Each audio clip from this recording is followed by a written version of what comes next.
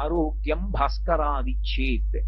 సూర్య భగవానుడి యొక్క అనుగ్రహము చేత మాత్రమే ఆరోగ్యము సంభవము. అందుకే మనకి ఇప్పటికీ ఉపాసనా క్రమంలో ఆరోగ్యం పొందాలి అంటే సూర్యనారాయణమూర్తిని ఆరాధన చెయ్యడం అనేటటువంటిది మాత్రమే ప్రమాణంగా ఉంది. సూర్యుడు విశేషమైనటువంటి ఆరాధనని కోరుకునేటటువంటి లక్షణం ఉన్నవాడు కాడు. సూర్య భగవానుని యందు ఎంతటి సౌలభ్యముతో కూడుకున్నటువంటి ఆరాధన ఉంటుంది అంటే ఆయన కేవలము నమస్కారము చేత ప్రీతి పొందుతాడు. నమస్కారం అంటే ఒంటి చేత్తో చేసేటటువంటిది నమస్కారం కాదు. రెండు చేతులు కలిపి మూర్ధన్య స్థానమును ఆ రెండు చేతులకి కలిపి తాటించి ఆయన వంక తిరిగి వంగి నమస్కరించినంత మాత్రం చేత అనుగ్రహిస్తాడు. పైగా సూర్యోపాసన ఒక్కదాని యందే ఒక విశేషం ఉంది. మిగిలినటువంటి ఏ దేవతా స్వరూపానికైనా సరే భగవంతుడు ఆ పదార్థాన్ని స్వీకరించాలి అంటే ఒకే ఒక్క మార్గం ఉంటుంది. సనాతన ధర్మంలో వీరొక మార్గం లేదు. ఇతర విశ్వాసములకు సనాతన ధర్మమునకు అక్కడ ప్రధానమైనటువంటి భేదం. అగ్ని ప్రధానం చేసుకుని ఆరాధన చేస్తాం. హోమ ప్రక్రియ అని యజ్ఞయాగాది క్రతువులలో హోమకుండాన్ని పెట్టి అందులో స్వాహాకారంతో దేవతని పిలిచి హవిస్సునిస్తే హవ్యవాహనుడైనటువంటి అగ్నిహోత్రుడు పట్టుకెళ్లి హవిస్సుని దేవతలకిస్తే దేవతలు తింటారు. రెండవ మార్గం నివేదన. నైవేద్యం చేస్తే ఆయన కన్ను విప్పి చూస్తాడంతే తప్ప ప్రీతి పొందుతాడు. దృష్టిపాతము చేత ప్రీతిని పొందుతాడు తప్ప కేవలము నైవేద్య మంత్రం చేత ఆయన స్వీకరిస్తాడా అంటే అలా చెప్పడం చాలా కష్టం. కానీ భక్తి విశేషమైనటువంటి స్థితిలో ఉందనుకోండి, అటువంటి వారు భక్తితో చేసినటువంటి నివేదనని మాత్రం పరమేశ్వరుడు స్వీకరించి తిన్నాడు అనడానికి ఎన్నో చోట్ల దృష్టాంతములు ఉన్నాయి. అందుకే నైవేద్య మంత్రం భక్తితో కూడుకుని ఉంటుంది. అందుకే మీరు మనసు చేత భావన చేయడమే ఎక్కువగా ఉంటుంది అందులో. మధ్యే మధ్యే పానీయం సమర్పయామి అని ఒక ఉపచారం. మధ్యే మధ్యే పానీయం సమర్పయామి అన్నది ఎందుకు అన్వయం అవుతుందంటే మీరు ప్రీతితో ఇచ్చినటువంటి దాన్ని ఆయన తింటున్నాడన్న భావనతో మనసు దాన్ని చూడగలిగితే, అలా అనుభవించగలిగితే, అలా అనుభవించినది నిజమైతే. అంటే నేను ఇది ఎంతవరకు మీతో ప్రస్తావన చేయవలసి ఉంటుందంటే, ఒక పాయసాన్ని తీసుకొచ్చి నేను ఒక బంగారు పాత్రలో పోసి పరదేవతకి నివేదన చేశాను అనుకోండి, అమ్మవారు దాన్ని తాగుతోంది అని నేను భావన చేసినప్పుడు ఆ పాత్ర కింద నుండి నాకు ఆవిడ కింది పెదివి కనపడాలి. నేను మంచినీళ్లు తాగుతున్నాను అనుకోండి, నా కింది పెదివి కనపడుతుందా కనపడదా? పై పెదవి కనపడదు, కింది పెదివి కనపడుతుంది గ్లాసు కింద నుంచి. అలా భావన చేసి ఆవిడ గుటక వేసినప్పుడు కంఠంలో కదులుతున్నటువంటి కదలికలను కూడా దర్శనం చేసి స్వతంత్రంగా త్యాగరాజస్వామి కీర్తన చేస్తారు వడ్డన గురించి. అమ్మా అమ్మ అంత తొందరగా తాగకు, వెక్కిళ్ళు వస్తాయి, ఒక్కసారి ఆగు, కాసిని మంచినీళ్ళు తాగు మధ్యలో అని మధ్యే మధ్యే పానీయం సమర్పయామి అంటే ఆవిడ పాయస పాత్ర పక్కన పెట్టి మళ్ళీ కాసిని మంచినీళ్లు తాగిందని భావన చేసి మళ్ళీ ఆవిడ పాయస పాత్ర పట్టుకుని తాగుతోందని అనుభవించగలిగిన హృదయం ఉంటే ఆమె స్వీకరించవచ్చు. అలా కొందరు పెట్టిన నైవేద్యాల్ని పరమేశ్వరుడు స్వీకరించాడు. తాడేపల్లి రాఘవనారాయణ శాస్త్రి గారు లాంటి మహాత్ములు పెట్టిన నైవేద్యాలు ఈశ్వరుడు స్వీకరించి పాయసపాత్ర మీద చెయ్యుంచింది కూడా అమ్మవారు. కాబట్టి నైవేద్యం చేత స్వయంగా భగవానుడు వచ్చి చెయ్యి వేసి స్వీకరిస్తాడు అని అందరి విషయంలోనూ నిర్ధారించడం కష్టం. అందుకే భాగవతంలో కూడా ఆయన నాకు ఏది ఇవ్వండి దానితో సంబంధం కాదు, దళమైన పుష్పమైనను ఫలమైనను సలిలమైన బాయని భక్తిని కొలచిన జనులర్పించిన ఎలమిన్ రుచిరాన్నముగా ఎనుభుజింతున్నంటాడు. కొలచిన జనులర్పించిన పరమభక్తితో ఇచ్చిన వాళ్ళు ఎవరైనా ఉంటే నేను తింటాను. గీతలో కూడా అదే అంటాడు, పత్రం పుష్పం ఫలం తోయం యోమీ భక్త్యా ప్రయచ్చతి. అంత భక్తితో ఇచ్చావా తింటాను, అంత భక్తితో ఇచ్చినది కాదా ఆయన దాన్ని స్వీకరిస్తాడని నమ్మకం ఉండదు. ఒక్క సూర్య భగవానుడి విషయంలో మాత్రం ఒక విశేషం. ఏమిటా విశేషం అంటే మా గురువు గారు తరచుగా చెప్తూ ఉంటారు దాన్ని. భగవంతుడికి బాలభాస్కరుడి యొక్క కిరణములు పడుతున్నప్పుడు మీరు పాయసాన్నం వండి ఆయన ఎదురుగుండా పెట్టి ఆయనకి నైవేద్యం పెట్టారనుకోండి, ఆయన కిరణ స్పర్శ, కిరణములంటే కరములు, కరములంటే చేతులు అని అర్థం. ఆయన కిరణములు ప్రసారమవుతాయి. ఆయన కిరణములు ప్రసారమై పాయస పాత్రలోని పాయసాన్ని స్పృశిస్తాయి.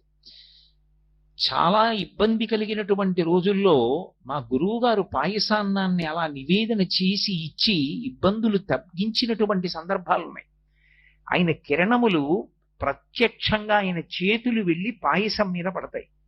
మిగిలినటువంటి సమయాల్లో అలా పడడాన్ని గమనించగలరా అంటే అది భావము యొక్క పరిపుష్టత చేత ఉంటుంది. సూర్యకిరణముల యొక్క స్పర్శ మీరేం పెద్ద కష్టపడిపోయి కళ్ళు మూసుకుని చూడక్కర్లేదు. మీకు ఎదురుగుండా భగవానుడు దర్శనం అవుతూ ఉంటాడు. మిగిలిన చోట్ల భావనామాత్ర సంతుష్టాయై నమః, మీకు భావన ఉండాలి. సూర్యుని యందు ప్రత్యక్షంగా కనపడుతూ ఉంటాడు. పైగా అది ఒక దేవతా స్వరూపం కాదు, అది పరబ్రహ్మస్వరూపం. పరబ్రహ్మస్వరూపమైన కారణం చేత ఆయనే సృష్టికర్త, ఆయనే స్థితికర్త, ఆయనే ప్రళయకర్త. అందుకే ఆదిత్య హృదయంలో వాల్మీకి మహర్షి ఆయనని నమక చమకాలు కూడా మధ్యలో పెట్టి స్తోత్రం చేశారు. కాబట్టి తన కరస్పర్శ చేత, కిరణ స్పర్శ చేత మీరు ఇచ్చినటువంటి నివేదనని ఆయన ముట్టుకుంటాడు. ఆ ముట్టుకున్న ప్రసాదం ఏదుందో ఆ ప్రసాదాన్ని స్వీకరించడం అనుగ్రహానికి కారణం అవుతుంది. అందుకే ప్రదక్షిణం చేసి నమస్కారం చేసినప్పుడు వెంటనే ఫలితాన్ని ఇచ్చేటటువంటి దేవతా స్వరూపములుగా చెప్పబడేటటువంటివి రెండున్నాయి. ఒకటి హనుమ. ఆ హనుమ సూర్యనారాయణమూర్తి యొక్క శిష్యులు. రెండవ వారు సూర్యుడు. కానీ సూర్యుడికి ప్రదక్షిణ ఎలా చేస్తాం అంటే సూర్య దేవాలయం అందుకొచ్చింది. సూర్య దేవాలయం ప్రధానంగా దేనికి అంటే ప్రదక్షిణం చేయడం కోసం. కోణార్క సూర్య దేవాలయానికి ప్రదక్షిణం చేసి నమస్కారం చేసి గుండె జబ్బుల నుంచి, కుష్ఠవ్యాధి నుంచి విముక్తులైనటువంటి వారు ఎందరో ఉన్నారు.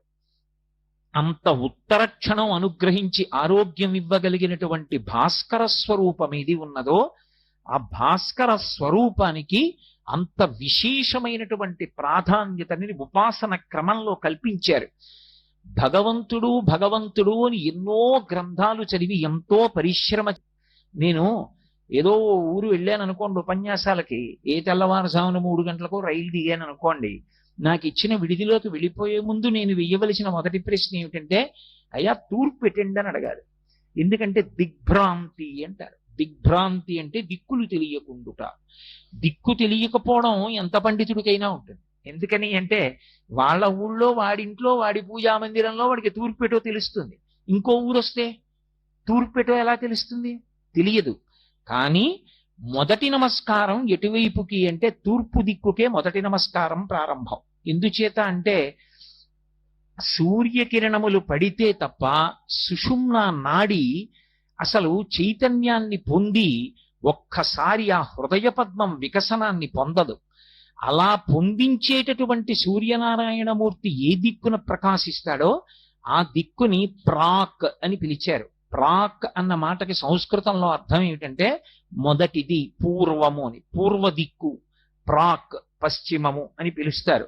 పూర్వోత్తర భాగములు అంటారు. ఏదో భాగవతం దశమస్కంధం ఉందనుకోండి, పూర్వ భాగము ఉత్తర భాగము అంటారు. పూర్వ భాగము అంటే మొదటిది, ఉత్తర భాగము అంటే తరువాతది. అంటే అందరికీ తెలియవలసిన దిక్కు ఏదైనా ఉంటే అది ప్రాక్, అది తూర్పు. తూర్పు దిక్కు తెలియకుండా ఉండడానికి వీల్లేదు. తూర్పు దిక్కున సూర్యుడు ఎక్కడ ఉదయిస్తాడో అక్కడ వరకు మాత్రమే మనుష్య శరీరములు కాని ఇతర శరీరములు కాని వెడతాయి. దాటితే ఇక దేవతలే, ఎవరు వెళ్ళలేరు. అది ఎక్కడ ఉన్నదో ఆ శిఖరం నేను చెప్తాను చూడని ప్రారంభం చేస్తాడు.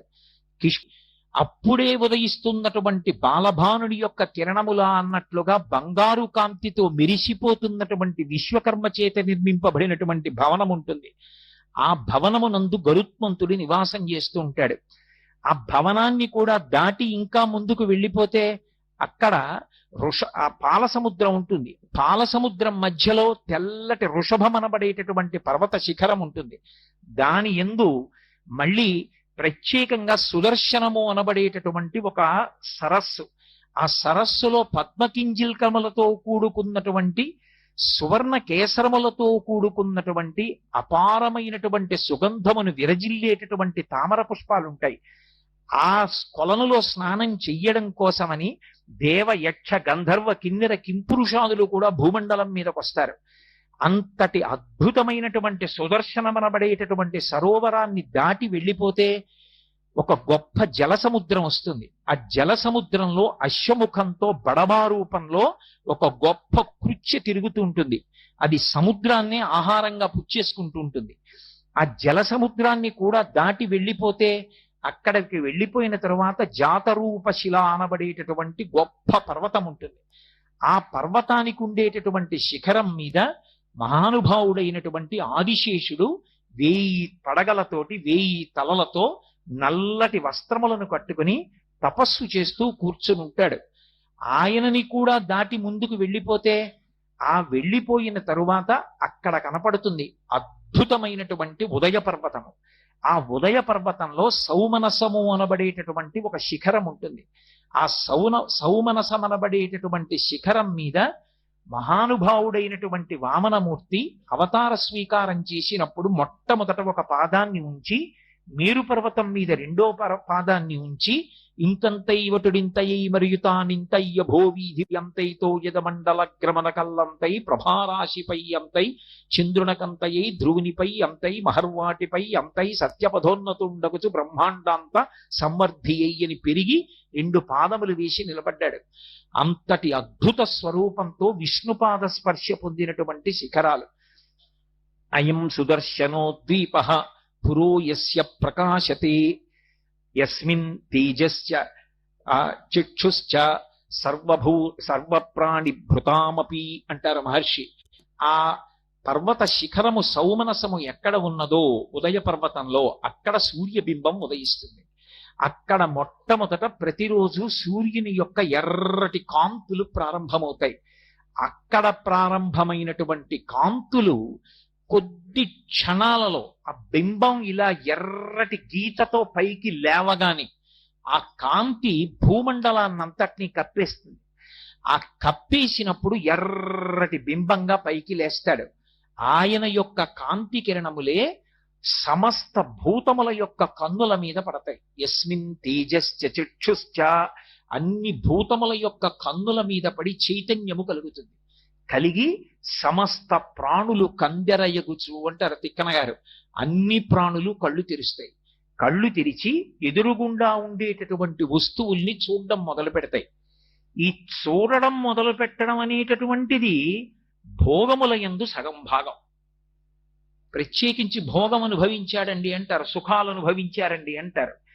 ఆ అనుభవించినటువంటి సుఖాలలో సగం సుఖమంతా దేన్ని ఆశ్రయిస్తుంది అంటే కంటి యొక్క గుడ్డు సూర్యుని యొక్క కిరణముల తేజస్సుని పుచ్చుకోగలిగితే వాడు 50% సుఖాలని పొందుతాడు. లేనినాడు ఈ బ్రహ్మాండమునందు ఎన్ని సుఖములున్నాయో అందులో 50% సుఖాలు వాడికి లేనట్టే. అందుకే సుఖములన్నీ దేన్ని ఆశ్రయిస్తాయంటే సూర్య కిరణమును ఆయన కాంతి కన్ను పుచ్చుకోవడం మీద ఆధారపడి ఉంటుంది. ఎందుకని అంటే మీరు చూడండి, కళ్ళొక్కట్లేవు. భార్యని చూస్తాడా, తల్లిని చూస్తాడా, తండ్రిని చూస్తాడా, కడుపున పుట్టిన బిడ్డల్ని చూస్తాడా, పర్వత శిఖరాలు చూస్తాడా, దేవాలయాన్ని చూస్తాడా, ధ్వజస్తంభాన్ని చూస్తాడా, ఉత్సవమూర్తిని చూస్తాడా, మూల విరాట్ని చూస్తాడా, గురువు గారిని చూస్తాడా, గురువు గారి పాదములు చూస్తాడా? ఏం చూస్తాడు? భోగములలో సగం భోగాలు పోవడం, జీవితంలో భయం, ఈ రెండు దేని చేత ఉంటాయంటే కంటి యొక్క గుడ్డు సూర్యుని యొక్క కిరణమును పుచ్చుకోలేనటువంటి స్థితి చేత. అందుకే ఇన్ని భోగాలకి కారకుడై మహానుభావుడైనటువంటి సూర్యుడు ఆ పర్వత శిఖరం మీద, సౌమనస పర్వత శిఖరం మీద ఉదయిస్తాడు.